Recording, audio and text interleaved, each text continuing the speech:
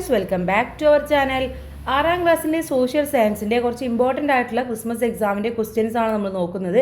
Already നമ്മൾ question paper analyse ചെയ്തൊരു upload ചെയ്തിട്ടുണ്ട്. ഇനി നമുക്ക് കുറച്ച് ഇമ്പോർട്ടൻ്റ് ആയിട്ടുള്ള ക്വസ്റ്റ്യൻസും അവയുടെ ആൻസേഴ്സും നോക്കാം.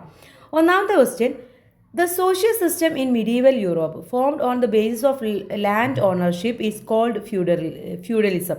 എന്താണ് നമുക്കറിയാം, ലാൻഡ് ഓണർഷിപ്പ് എന്ന് പറയുന്നതാണ് ഫ്യൂഡലിസം എന്ന് പറയുന്നത്. അതിൻ്റെ ബേസിലായിരുന്നു മിഡീവൽ യൂറോപ്പിലൊക്കെ സോഷ്യൽ സിസ്റ്റം ഒക്കെ ഉണ്ടായിരുന്നത്.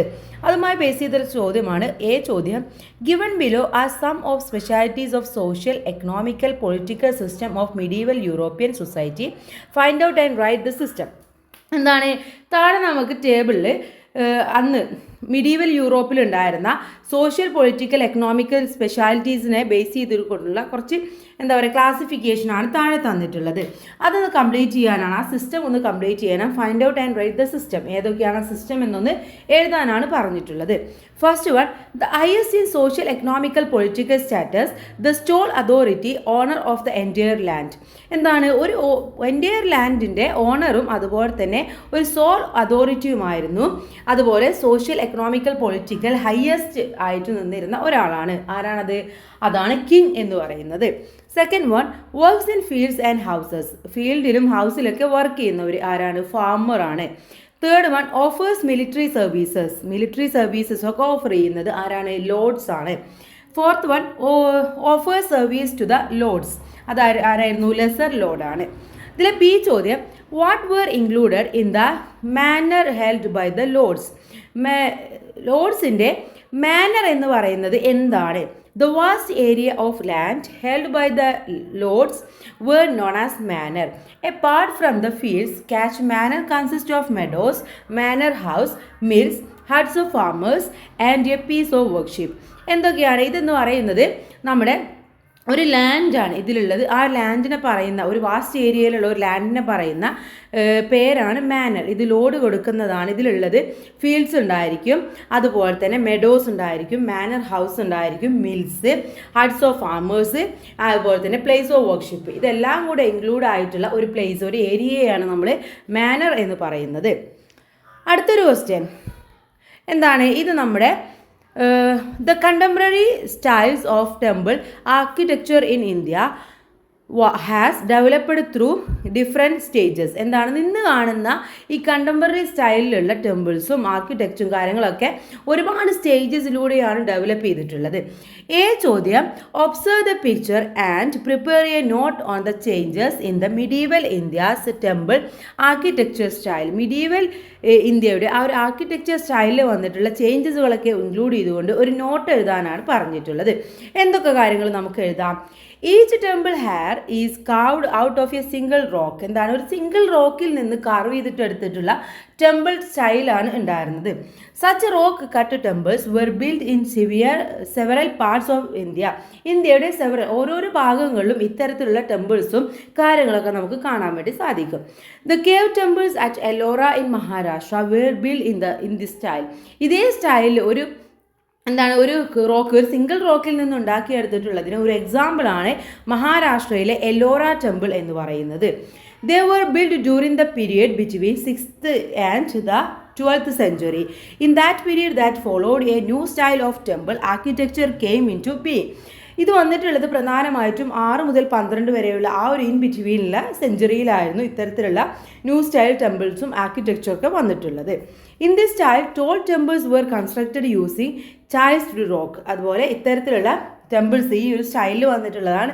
വലിയ ടോൾ ആയിട്ടുള്ള ടെമ്പിൾസൊക്കെ വന്നിട്ടുള്ളത് ചൈൽസ് ചെയ്തിട്ടുള്ള റോക്കിലായിരുന്നു. അതുപോലെ most of these temples were multi storeyed in Brihadeeswara temple in Thanjavur, constructed during the region of Rajaraja Chola and the Kamakhya temple in Assam epitomise the style.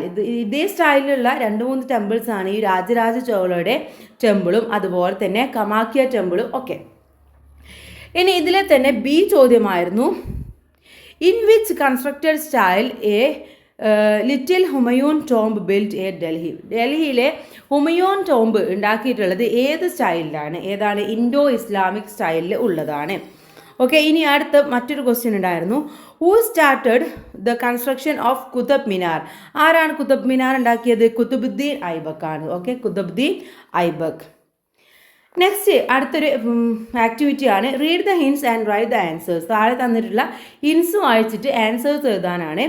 The style of Muslim formed and developed in India by the influence of Persian music during the sultanate Mughal period.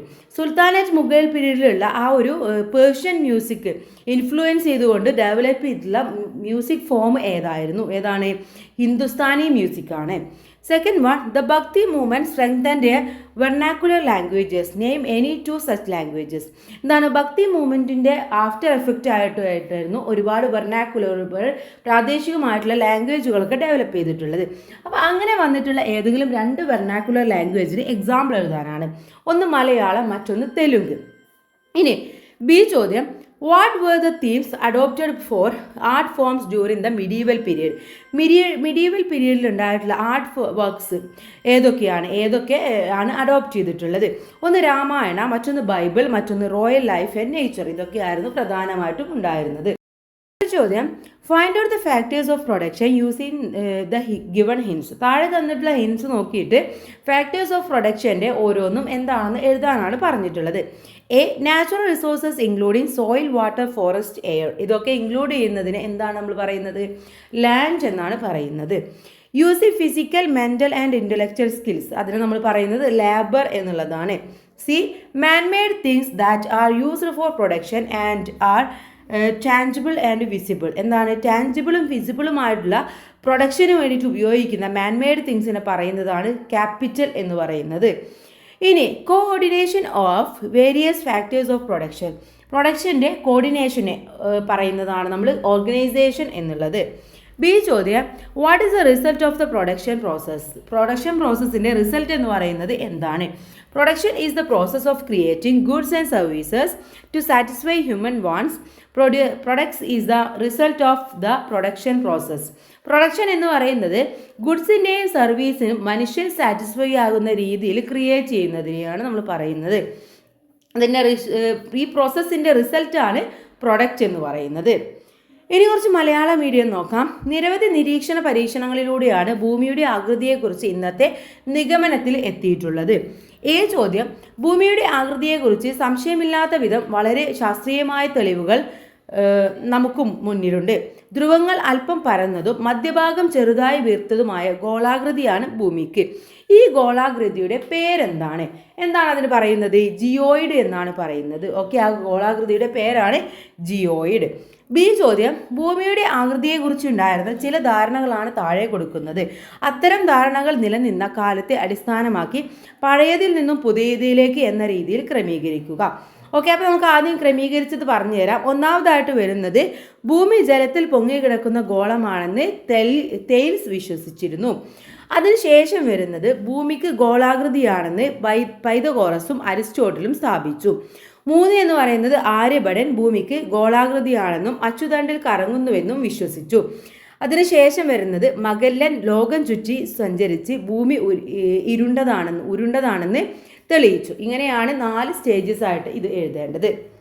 ഇനി അടുത്തത് അക്ഷാംശ രേഖാംശങ്ങൾ ഭൂമിയിൽ സ്ഥാനനിർണ്ണയത്തിന് സഹായകമാണ്. രേഖാംശങ്ങളെക്കുറിച്ച് അപ്പു എഴുതിയ കുറിപ്പ് താഴെ തന്നിട്ടുണ്ട്. അത് വിചാരിച്ച് നമ്മൾ അക്ഷാംശ രേഖകളെക്കുറിച്ച് ഒരു കുറിപ്പ് തയ്യാറാക്കാനാണ് ചോദ്യം. എന്തൊക്കെ എഴുതാം? ഏറ്റവും വലിയ അക്ഷാംശ രേഖകളാണ് ഭൂമധ്യരേഖകൾ എന്ന് പറയുന്നത്. ഭൂമധ്യരേഖ ഭൂമിയെ 2 അർദ്ധഗോളങ്ങളായി വിഭജിക്കുന്നു. വടക്കേ അർദ്ധഗോളത്തിലെ അക്ഷാംശങ്ങൾ വടക്കേ അക്ഷാംശങ്ങൾ എന്നും തെക്കേ അർദ്ധഗോളത്തിലെ അക്ഷാംശങ്ങൾ തെക്കേ അക്ഷാംശങ്ങൾ എന്നും വിളിക്കുന്നു. അക്ഷാംശങ്ങൾ ധ്രുവത്തോട് അടുക്കുന്തോറും ചെറുതായി വരുന്നു. ഇനി അടുത്തൊരു ചോദ്യം, മരുപ്രദേശങ്ങളിലെ സസ്യജന്തുജാലങ്ങൾക്കും കാലാവസ്ഥക്കും പ്രത്യേകതകളുണ്ട്. 1 എ ചോദ്യം, മരുപ്രദേശങ്ങളിൽ സമൃദ്ധമായി വിളയുന്ന ഒരിനം പഴം കേരളത്തിൽ സുലഭമാണ്. ഏതാണ് ആ പഴം? ഏതാണ്? ഈത്തപ്പഴമാണത്. ബി മരുഭൂമിയിലെ സസ്യജാലങ്ങളുടെ പ്രത്യേകതകൾ എന്തൊക്കെയാണ്? 1 സസ്യജാലങ്ങളിൽ ഇലകൾ ഉണ്ടാവില്ല. മാംസളമായ കാണ്ഡവും തണ്ടുമായിരിക്കും. സി ചോദ്യം, മരുഭൂമിയിലെ കാലാവസ്ഥാ പ്രത്യേകതകൾ എന്തെല്ലാമാണ്? ഒന്ന് പകൽ സമയത്ത് താപം കൂടുതലായിരിക്കും, എന്നാൽ രാത്രി താപം കുറവായിരിക്കും. ഉഷ്ണകാലത്ത് ചൂട് കൂടുതലും ശൈത്യകാലത്ത് തണുപ്പ് കൂടുതലുമായിരിക്കും. ഇതാണ് മരുഭൂമിയിലെ പ്രധാനമായിട്ടുള്ള കാലാവസ്ഥാ മാറ്റം എന്ന് പറയുന്നത്. ഇനി അടുത്തത്, സൽത്താനത്ത് ഭരണകാലത്ത് രൂപപ്പെട്ട വാസ്തുവിദ്യാ ശൈലിയാണല്ലോ ഇൻഡോ ഇസ്ലാമിക് വാസ്തുവിദ്യാ ശൈലി. ഏതെല്ലാം വിദേശ രാജ്യങ്ങളിൽ നിന്നാണ് ഇതിനായി ശില്പികളെ കൊണ്ടുവന്നത്? എവിടെയൊക്കെയായിരുന്നു? തുർക്കിയിൽ നിന്നും പേർഷ്യയിൽ നിന്നുമായിരുന്നു. ബി, വിദേശ വിനോദസഞ്ചാരികളെ ആകർഷിക്കാൻ വേണ്ടി മധ്യകാലഘട്ടത്തിലെ നിർമ്മാണത്തെക്കുറിച്ച് ഒരു കുറിപ്പ് തയ്യാറാക്കി ഇന്റർനെറ്റിൽ പ്രസിദ്ധീകരിക്കണം. എങ്കിൽ നിങ്ങൾ എന്തൊക്കെ കാര്യങ്ങൾ ആ കുറിപ്പിൽ ഉൾപ്പെടുത്തും? എന്തൊക്കെ ഉൾപ്പെടുത്തും? കമാനങ്ങളും താഴികക്കുടങ്ങളും മിനാരങ്ങളും ഇൻഡോ ഇസ്ലാമിക് വാസ്തുവിദ്യാ ശൈലിയുടെ പ്രധാന സവിശേഷതയാണ്. അലങ്കാരത്തിനു വേണ്ടി സസ്യങ്ങൾ, പുഷ്പങ്ങൾ എന്നിവ കൊത്തിവെച്ചു. കുമ്മായം, ചുവന്ന കല്ല്, മാർബിള് തുടങ്ങിയ കല്ലുകൾ ഉപയോഗിച്ച് കൊട്ടാരങ്ങൾ, സ്മാരകങ്ങൾ, കവാടങ്ങൾ തുടങ്ങിയവ നിർമ്മിച്ചു. നിർമ്മിതിയോട് ചേർന്ന് വിശാലമായ പൂന്തോട്ടങ്ങൾ മറ്റൊരു ആകർഷണം കൂടെയാണ്. ഇതൊക്കെയായിരുന്നു പ്രധാനമായിട്ടുണ്ടായുള്ള നമ്മുടെ ഈ മധ്യകാലഘട്ടത്തിലെ നിർമ്മാണത്തെക്കുറിച്ചുള്ള പ്രത്യേകതകൾ എന്ന് പറയുന്നത്. ഇനി അടുത്തത്, പുരാതന ഇന്ത്യ ശാസ്ത്ര സാങ്കേതിക രംഗങ്ങളിൽ കൈവരിച്ച പല നേട്ടങ്ങളും അറബികൾ മനസ്സിലാക്കിയിരുന്നു. അങ്ങനെ അവരിലൂടെ 0 എന്ന ഒരു സംഖ്യ യൂറോപ്പിലടക്കം പ്രചരിക്കാൻ ഇടയായി. ചോദ്യം, ഇന്ത്യയുടെ മറ്റേതു സംഖ്യാ സമ്പ്രദായമാണ് അറബികൾ പ്രചരിപ്പിച്ചത്? ഏതായിരുന്നു? ദശാംശ സമ്പ്രദായമായിരുന്നു, ഡെസിമൽ സിസ്റ്റം ആയിരുന്നു. ബി, അറബികൾ ശാസ്ത്രത്തിനും സാഹിത്യത്തിനുമായി നൽകിയ 2 സംഭാവനകൾ എഴുതുക. ഒന്ന് 1001 രാവുകൾ, മറ്റൊന്ന് ഷനാമ, റൂബിയാത്ത് തുടങ്ങിയ കൃതികൾ. കൂടാതെ ഇബ്നു സീനയുടെ അൽ ഖാനൂന ഫി തിബ്ബ് എന്ന വൈദ്യരംഗത്തെ കൃതി വളരെ പ്രധാനപ്പെട്ടതാണ്. ഇതിലെ സി, മധ്യകാലഘട്ടത്തിൽ ചൈനക്കാർ വിജ്ഞാന രംഗത്ത് നൽകിയ ഏതെങ്കിലും 2 സംഭാവനകൾ എഴുതുക.